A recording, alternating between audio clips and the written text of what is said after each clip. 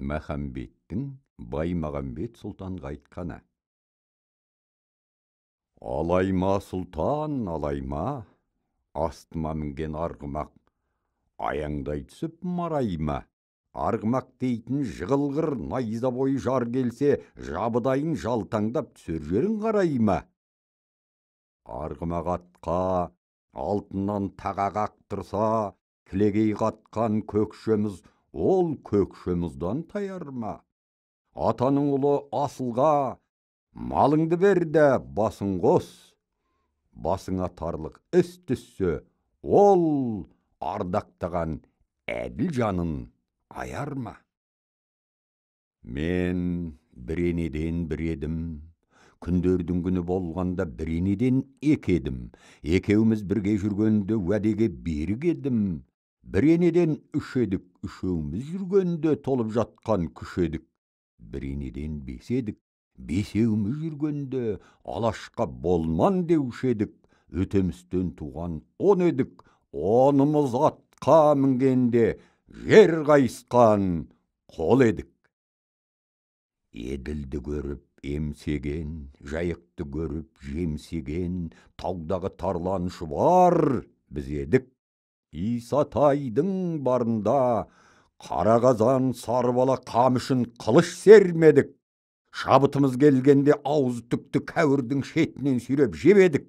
Баста дәурен тұрғанда біздер дағы байеке оза көшіп кең жайлап, еркімен еркін жатқан ел едік.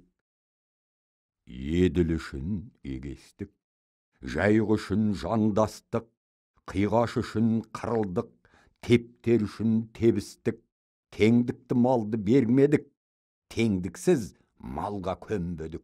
Со секілді асқан қайраттан ойлашы кәне, не таптық? Ханның кірген ағорда бұзуын ойлап кеңестік, аламанға жел бердік, аса жұртты меңгердік, қара қазақ баласын хан ұлына теңгердік. Өздеріңдей хандарды қабырғасын сөгілтіп, қабырғадан аққанған ат бауырына төгілтіп, ғаділ жаннан түңілтіп, ат артына өңгөрдік. Күндердің күні болғанда со секілді қайраттан ойласаңдар не көрдің? Кешегі Исатайдың барында алақандай нарында басушы едім құлаштай. Жәбір беріп жал етсең, былғанған басым ласқай.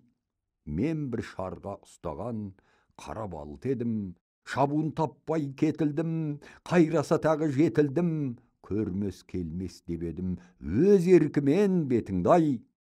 Есігіңнің алдына ұрмай соқпай келтірген, арманың бар ма Құдайға, мынау Мәхәмбет сынды жетімдай.